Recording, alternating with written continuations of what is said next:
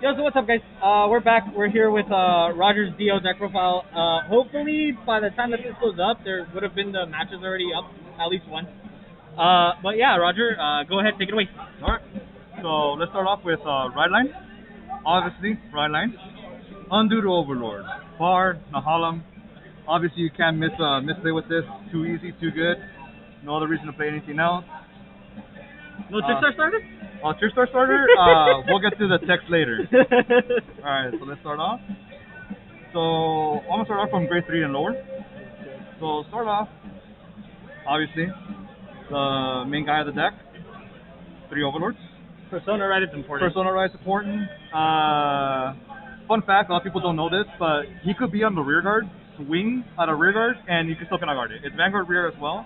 So if you ever have that one Holy time, shit, I didn't know that. It's Vanguard rear. Oh my god. Yeah, so, people don't really take that into perspective. So you Persona Road, you call one just because you have too many in hand, you'll be like, oh, swing rear guard, stand, swing rear guard again. And if you can swing a rear guard again, you might as well. Shenanigans like that, yeah. Good card, just honestly no reason not to play it. Next card, the Harlem. There's one on the right chain, obviously, so I run 4. Key essential card, my opinion, due to the fact that you have soul, and you don't have no usage for outside of the Harlem. And the Harlem hitting for 15 is literally a 5k guard, on top of already a Vanguard that also gains 5k through his skill. Becomes 18.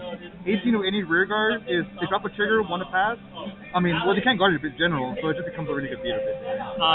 So important to give Overlord 5k, right? Because it's Overlord. Because 18 any rear guards means that they can't intercept and they have Urger. Exactly. Yeah. Or a 10k intercept, but even then it's one to pass. Yeah, the other 10k intercept is one to pass, and it's just honestly, there's just gonna be turns where you're gonna be like, oh, these two by themselves. That's perfectly fine. 18 rear, get a trigger, rear, swing 18 Vanguard. It's still a trigger to one to pass. And rear guard, if it gets a trigger, it's 25. Still a good number. The Holland's really good. I don't know why people don't like it. Yeah, I think people not play it, but I think it's because if you can't Persona Ride, you have an alternate play. Yep. Now, this is my favorite card to play in the deck, Berserk. Now, I know people don't run as much as him, but I prefer like him because you have Gojo to counter charge, and Xing one card on the board is really good. Just for those key plays, you just want to get rid of something really, really important. On top of that, he's a 15 beater, and he doesn't have to swing at Vanguard for his skill to go off. It's swing rear, counterblast 1, kill another rear. As long as you're Overlord Vanguard, you can just X your opponent's cards on the board. And I'm going to reread it because... grade 2 or less rear guards, but you're killing grade 2 or less rear guard, right? yeah. Grade 2 or less rear guard, which is perfectly fine, honestly. Boosters, anything like that. Obviously, against the Bastion matchup, this card is kind of just a beater at that point. Which, I mean, it's not a, it's still a 15k beater. It's still a 15k beater, yeah. Bastion still has to drop, 10k shields, 15k shields to guard it. Yeah. Especially if they don't want to take it early. Yeah, really good. There are times where I see my opponent play, Urger, for example, and it's like a 50, or Aggro Rogue, and it's a 50k interceptor. I'll be like, oh, I'll just swing at the other rear guard, counterblast 1, kill the Aggro Rogue or the... Yeah, because they can't intercept. Yeah, there are times where they do guard my Vanguard, so then I have the one counterblast open, and I just, GG's their board with this. And then Overlord doesn't use as much counterblast as, people would think, right? No, it doesn't. Because, it's really efficient. Yeah. You could recklessly spend counterblast on this, and Overlord, and the one other card I still have in the deck, but because you're drive tracking multiple times, you're going to hit those units, and makes the other card in the deck kind of obsolete, but it's there just in case you could consistently just push your opponent. Which I'll explain. I play this for us. On play, Alright. On play, pick a rear guard on your opponent's board, move it up to a front row empty rear guard, basically. I hate this card. There are times where, against for example, he said he hates it because of the Phantom Blaster matchup.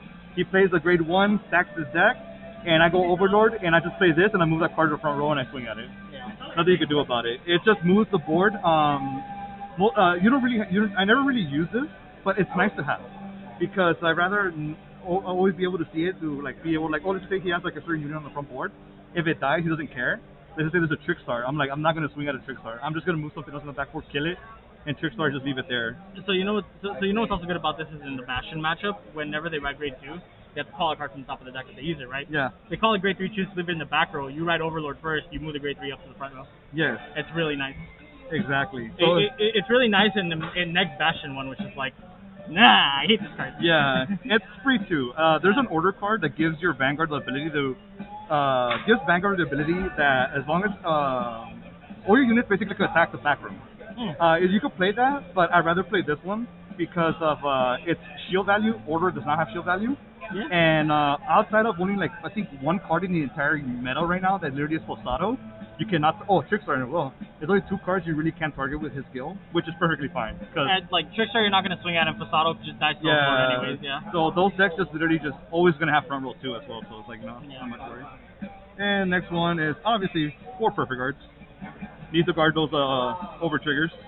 Nothing much to say about those. 100 million. Yeah, when it hits that big, you really need them. Yeah. Next one's 4 Gojo. Obviously, you need the Gojo. Make sure resetting Vanguard free in terms of cost. That's pretty much all I can say about it. It's just Gojo, Vanguard swing at a rear with it. Becomes completely unguardable. They have to you counter charge 1. Guaranteed counter charge is always nice, so you can always kind of splurge on your counter blast and be like, I have a Gojo hand. You should go next turn with no counter blast. Play this, you get a reset regardless. Yeah. Can't say much about it. Next card, 4 Tensions. 3 of. 3 of. I'm sorry, 3 of. 3 of Tensions. You're like 4 I of. was also thinking of Gojo. So Tensha, obvious choice for me because of Overlord skill. Cannot guard a rear guard. You swing when you have counter blast. You swing at rear. They can't guard it. You use this skill off. You search for a unit that's in your Vanguard circle. So obviously an Overlord. So you get Persona right the following turn. I hate that this doesn't proc on hitting Vanguard. It can proc on hitting rear as well. On anything. So basically this becomes counter blast 2. Search for a grade 3 plus 1 more to hand. Discard 1 and then you just go into another swing after that. And this just sets up for your big turns. Obviously, you want to go for Persona right because due to the fact that the deck does not hit big numbers. So your Persona is what you're going to be chipping away at your opponent. Yeah. Your biggest base number right now is 28, and only because of the next card I'm about to show, which is Barz. Your Vanguard hits, he gets 5k. That's pretty much it. Obviously, on Rise through the right chain, his skill is when the Harlem rides over him, counterblast 1, search for a grade 1. So you can search up for any of these beautiful grade 1s to set up your board next turn. Depending on the matchup, you're just gonna search PG and like. If they rush you, you search for PG. But 80% of the time when I'm riding over this, I search out this guy, which I'm about to explain right now. So obviously, this is what helps you hit those big numbers. But sadly, due to the meta right now, like you want to guard with them, or your opponent's just gonna delete them, so they don't last long on the board. Bastion can't delete them. I can't retire shit. The next card I play is Toga. So. Obviously a good discard card. This is the card I usually search out with Bar on the right. Because of the following turn, I'll go Overlord. I have something to discard, and I have to discard something else that's useful in my hand, like a trigger or another unit that hits for numbers or an Overlord. I basically discard this, go to Soul, and I have enough resources to go into Harlem every turn without being worried about my resources. There's not much to say about this card. It's just this card is good. No, it's one of those cards I have space for in the deck. And again, just that extra soul charge, if you could go double in a Harlem just because you have soul charge now. And double in a Harlem, 23 with 2 in a Harlem, 33 on Persona Red is just super good. Yeah. Numbers. Yes. And then lastly, obviously trigger lineup. I play Rainbow. Let me move this up a little bit. Yeah, I play Rainbow due to the fact that I want to hit numbers and I want to have pressure. So front, because I want to hit big void numbers on the front row all the time. I don't need an explanation for that. You all know what that does. Heals, obviously. Crit for on hit. You always want to scare your opponent. Oh, 1 drive check, but if it gets a crit, it does damage, obviously. And draw. So a lot of people will say, why don't you run more crits or more draws for multiple drive checks? The draw is there because there are times when you drive check and you have such a good hand, you don't want to discard anything useful. So I just discard a draw. If I hit a draw trigger or something else, I'll discard a draw trigger, or I have another card to discard potentially.